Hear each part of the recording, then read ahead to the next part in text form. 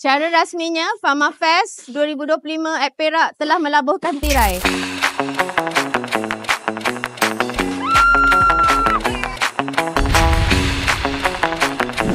Alhamdulillah, semuanya berjalan dengan meriah dan lancar. Terima kasih saya ucapkan kepada semua pengunjung yang tak putus-putus hadir ke Pharma Fest tahun ini.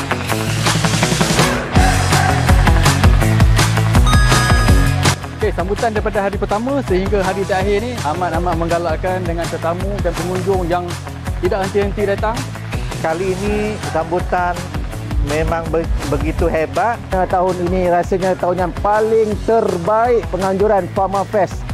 Saya sendiri lihat depan mata peningkatan jumlah pengunjung yang hadir dan juga keunikan serta kelainan yang ditonjolkan pada kali ini. Program Pharma Fest 2025 kali ini sangat berjaya.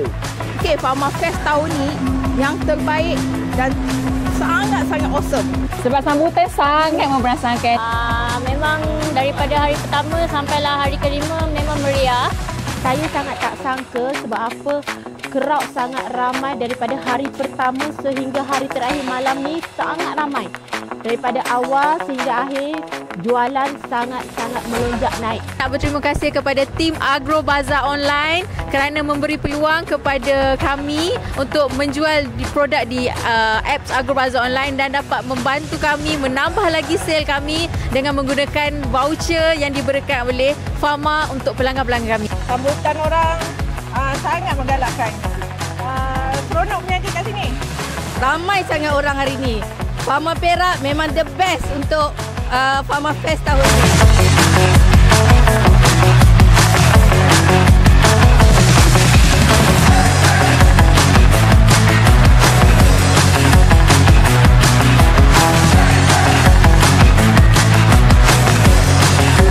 Saya ucapkan berbanyak-banyak terima kasih. Terima kasih Pharma. Jadi jumpa lagi akan datang. Bye!